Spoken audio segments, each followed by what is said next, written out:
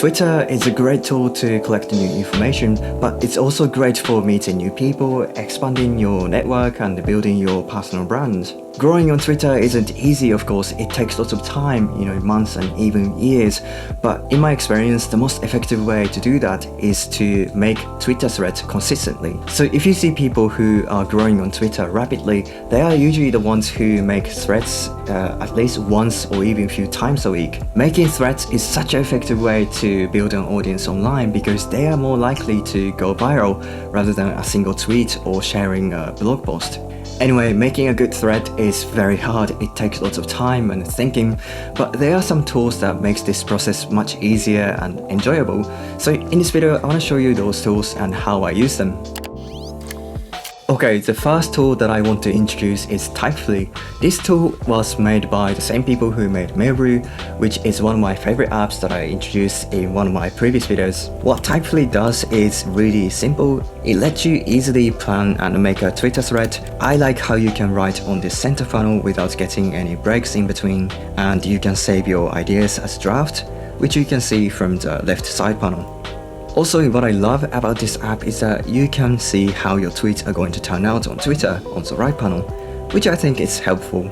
Once you made your tweet or thread, you can either tweet it now or schedule it later. Personally, I really like this simple design, and making a thread on this app feels pretty good.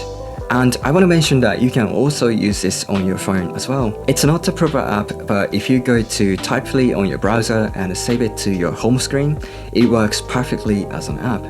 And I love using it on my phone. Typeful is completely free now, while they are developing some premium features such as engagement analytics and AI-generated tweet ideas. So I highly recommend it.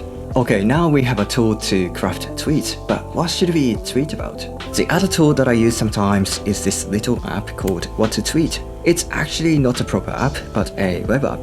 You might have guessed it already, but this tool gives you ideas for a tweet.